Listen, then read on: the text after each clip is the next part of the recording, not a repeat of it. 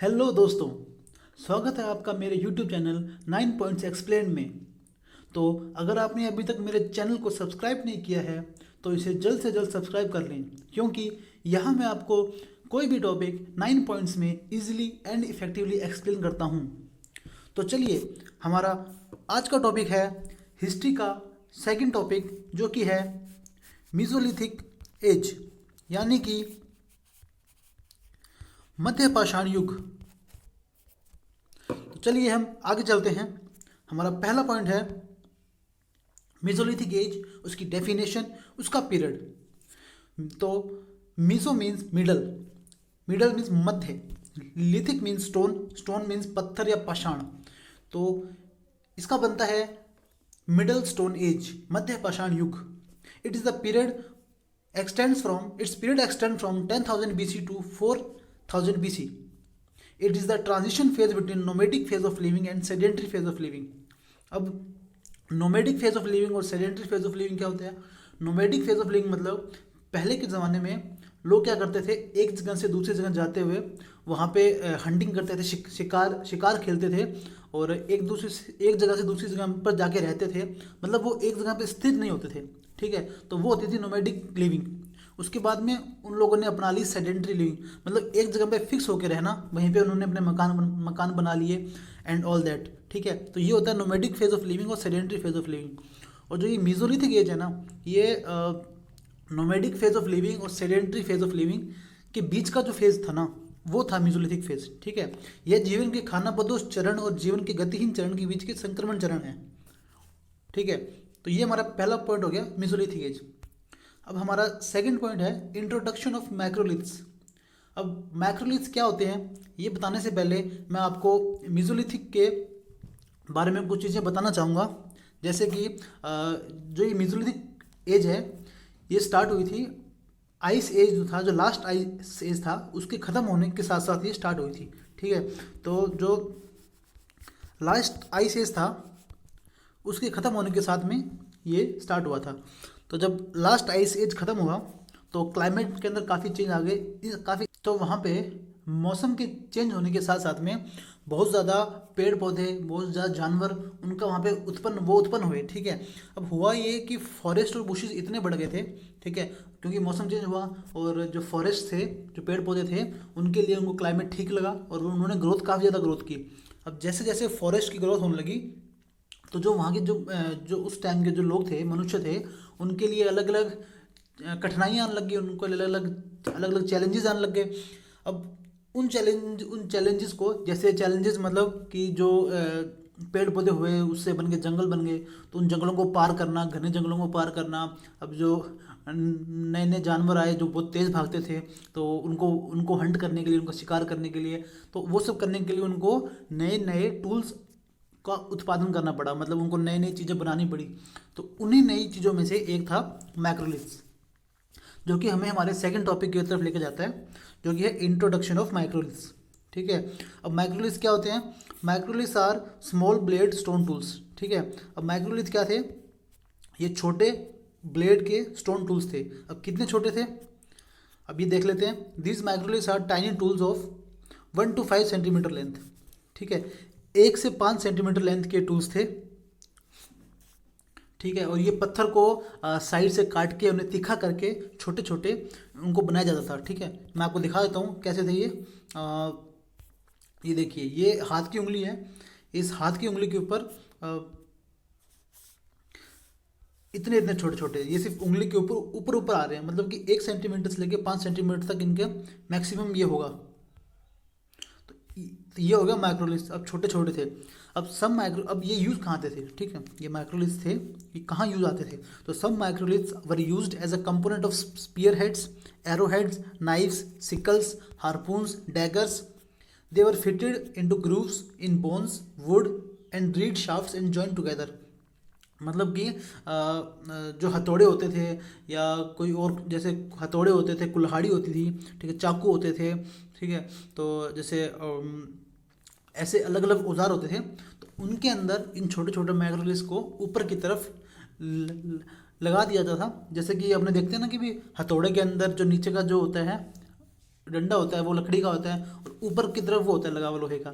उस टाइम में ऐसे होता था, नीचे लकड़ी होती थी और वो लकड़ी के अंदर छेद करके या उसको किसी चीज़ से चिपका के उसके अंदर ये माइक्रोलिथ से इनको वो प्लेस कर देते थे और फिर इनको यूज़ करते थे। ठीक है।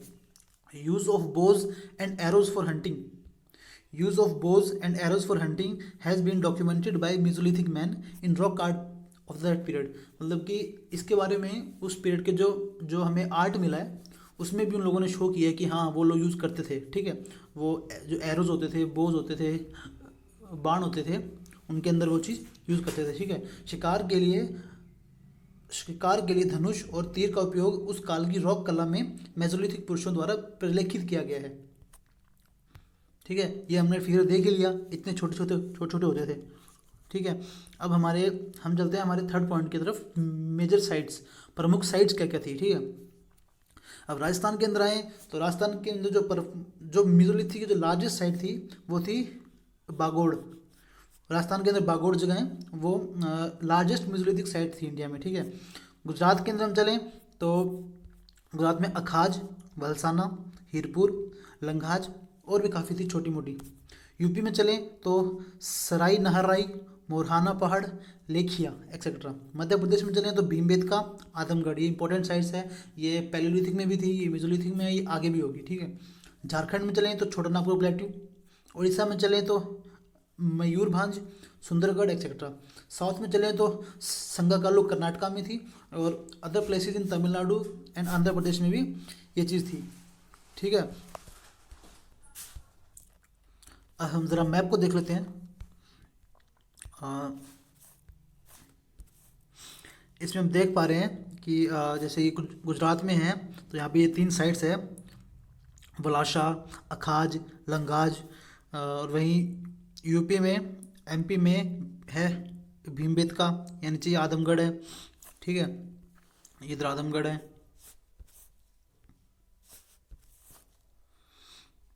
ठीक है। और वहीं यूपी के अंदर चलें तो ये मोरहाना पहाड़ इधर है। ठीक है। लेखिया इधर है, सराई नहराई इधर है। ठीक है। और अब कर्नाटका में चलें तो कर्नाटका में साइट है संगाकालू। ठीक है। जो हमने पढ़ी थी संगाकालू साइट यहाँ पे है। ठीक है। उसके बाद में यहाँ पे काफ़ी सारी साइट्स हैं, आप देख लीजिएगा मैप। ठीक है। तो ये हमारा थर्ड पॉइंट हो गया। और हमारे फोर्थ पॉइंट की तरफ चलते हैं जो कि है मेजर टूल्स, प्रमुख उपकरण। तो जैसा कि मैंने आपको पहले बताया था कि मेसोलिथिक एज के अंदर पेड़ पौधों की और जानवरों की ग्रोथ काफ़ी तेज़ हुई थी। तो वहाँ पे नए नए पेड़ पौधे, नए नए जानवर आ गए थे। तो उनके साथ में कोऑपरेट करने के लिए उनको अलग अलग टूल्स की यूज़ लेना पड़ा। उन्हें नए नए टूल्स बनाने पड़े ताकि वो उनके साथ में रह सके। ठीक है। नहीं तो वो जो पेड़ पौधे थे, वो जानवर थे, वो उनके ऊपर ओवरकम कर जाते। तो उनके ऊपर ओवरकम करने के लिए इंसानों को नए नए टूल्स बनाने पड़े, जिनमें से कुछ हैं बोन्स एंड आइवरी के जो टूल्स बनते थे उनसे यूज़ करके। ठीक है। जो वो बनती थी, ब्लेड्स बनती थी, जो कोर्स बनते थे, नाइफ्स, चाकू वगैरह जो बनती थी, चीजल्स बनती थी, triangle, burin, dagger, points, arrow, crescent, trapeze. अब हम फिगर में देख लेते हैं। जैसे फिगर में पहला है ट्रायंगल। ट्रायंगल मतलब ऐसा नहीं कि कोई बड़ी सारी चीज़ ट्रायंगल की, छोटा सा, मैंने कहा ना माइक्रोलिथ थे, छोटा सा ट्रायंगल है ये। इस तरीके के कोई होता था लकड़ी का डंडी, उसके अंदर वो आगे वो ट्रायंगल लगा देते थे तो वो बन जाती थी कुल्हाड़ी टाइप। ठीक है। जैसे इसमें भी लगा रखा है देखो। ठीक है। ऐसे ही इसमें है बैक ब्लेडलेट्स, लूनेट्स, ये सब and scrapers, side scrapers, sickle made of mounting microlith blades in the wooden shaft. ये जैसे मैंने आपको बताया कि लकड़ी के अंदर जो पत्थर थे वो ऐड कर लेते थे, अंदर जोड़ देते थे कैसे भी। तो इस तरीके के माइक्रोलिथ टूल्स उन लोगों ने यूज़ किए, इस फिगर में भी आप देख सकते हो। तो ये इनके थे कुछ मेजर टूल्स। अब हम नेक्स्ट पॉइंट पर चलते हैं, जो है आर्ट, जो हमारा फिफ्थ पॉइंट है, जो है art in Mesolithic period. Mesolithic period में कला। ठीक है। The Mesolithic man was a lover of art. Art उन लोगों को उन्होंने सीख ली थी और वो उसको पसंद भी करने लगे थे। ठीक है। Evident from the paintings in the several rock shelters. काफ़ी ज़्यादा रॉक शेल्टर्स के अंदर जो पेंटिंग्स मिली है उनसे ये चीज़ें पता लगती है। ठीक है।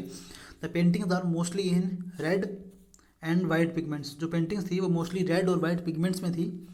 Made from the nodules found in rock and earth. मतलब जो पत्थर होते थे, छोटे छोटे पत्थर होते थे, छोटे छोटे पत्थर के, उनसे वो जो वाइट कलर के होते थे, रेड कलर के होते थे, उनसे वो दीवारों के ऊपर बनाते थे। जैसे पेंटिंग में देख पा रहे हो ना, अब रेड कलर का है, ठीक है, इधर भी रेड कलर के हैं ज़्यादा, ठीक है, ब्लैक भी है बट रेड ज़्यादा है, ठीक है। तो ये था इनका। और अगला पॉइंट है सब्जेक्ट मैटर, मतलब विषय क्या था उनको, वो लोग आर्ट किस चीज़ के ऊपर ज़्यादा बनाते थे, ठीक है। तो एक तो था वाइल्ड एनिमल्स, जो जो जंगली जानवर होते थे उन पे, हंटिंग सीन्स, मारने के जो सीन होते थे, शिकार करने के जो सीन होते थे वो, and social and religious life, ठीक है। सोशल एंड रिलीजियस लाइफ के ऊपर भी पेंटिंग मिली है। अब जैसे इसके अंदर आप देख सकते हो, इस फिगर के अंदर ये आदमी है, इसके हाथ में बाण है, ठीक है, यहाँ पे इसके हाथ में एरो भी है, और ये शिकार के ऊपर जा रहे हैं, मतलब ये ऐसा शो हो रहा है इसमें, ठीक है। दूसरी पेंटिंग में देख लें हम, इसके अंदर जो लोग हैं, ये इनके कपड़ा ऐसा लग रहा है कि इन्होंने कपड़े पहने हुए हैं अच्छे, मतलब डेकोरेट हुए हैं ये लोग, ये पहन रखे ना कपड़े वगैरह, तो ये डेकोरेट हुए हुए हैं, और ये कहीं ये इनकी सोशल लाइफ को शो कर रहा है, ठीक है। और जो यहाँ पे एक जानवर घूम रहा है, तो ये मतलब सोशल लाइफ, जो उनकी कल्चर लाइफ होती है, उनको शो कर रहा है, ठीक है। तो ये हो गया इनका आर्ट, ठीक है। अब हम हमारे 6th पॉइंट पे चलते हैं, जो कि बताता है कि they were also hunter gatherers and later started domestication of animals. वे शिकारी भी थे और बाद में जानवरों को पालना शुरू कर दिया था उन लोगों ने, ठीक है। पढ़ने से पहले मैं आपको फिगर दिखा देता हूँ। इस फिगर में हम देख पा रहे हैं कि ये लोग शिकार करके भी लाए हैं, ये जानवरों की चमड़ियों से वो बना भी रहे हैं अपने कपड़े वगैरह भी। यहाँ पे ये पानी में से मछलियाँ भी लेके आए हैं, ठीक है। तो मतलब ये शिकारी लोग थे, ठीक है, ये अपना खाना नहीं बनाते थे। इस फोटो में आपको कहीं भी ये नहीं दिखेगा कि इन लोगों ने आग जला रखी है, उस पर खाना बना रहे हैं, या कहीं कहीं इन्होंने खेती कर रखी है। और यहाँ पे ये जानवर भी दिख रहे हैं साथ में, मतलब कि जानवर भी इनके साथ ही रहते थे। इसका मतलब इन्होंने डोमेस्टिकेशन स्टार्ट कर दिया था, जानवरों को पालना शुरू कर दिया था, ठीक है। ये कोई कुत्ता बिल्ली दिख रही है। The economy of early period of Mesolithic as was based on hunting, ठीक है। किससे बेस्ड थी? हंटिंग पे, फिशिंग पे और फूड गैदरिंग पे। वो हंटिंग करते थे, शिकार करते थे, फिशिंग करते थे, मतलब मछलियाँ पकड़ते थे, और फूड को गैदर करते थे, इकट्ठा करते थे और रखते थे, ठीक है। They started honey and wild seed collection. उन्होंने हनी, जो शहद होता है, उसका कलेक्शन, और जो सीड्स होते थे, वाइल्ड सीड्स, बीज होते थे, उनका भी उन्होंने कलेक्शन करना शुरू कर दिया था, ठीक है। Domestication of animals has started for first time for food, not for milk initially. मतलब कि शुरू में जो डोमेस्टिकेशन हुआ था वो फूड के लिए हुआ था, ठीक है। उनको मिल्क से उनको कोई मतलब नहीं था, ठीक है। वो मिल्क के लिए स्टार्टिंग में, इनिशियली शुरू के अंदर उन लोगों ने मिल्क के लिए नहीं पाला था, उन्होंने खाने के लिए पाला था जानवरों को, ठीक है। First evidence of domestication of animal, first evidence of domestication of animal in India comes from Adamgarh and Bagor. ये बहुत इंपॉर्टेंट साइट्स है, आदमगढ़ और Bagor. Bagor largest mesolithic site भी है, ध्यान रखना, ठीक है।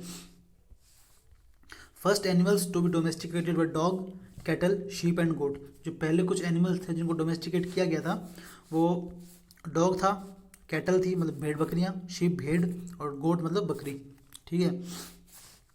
तो ये वो पहले कुछ एनिमल्स थे जिनको डोमेस्टिकेट किया गया था।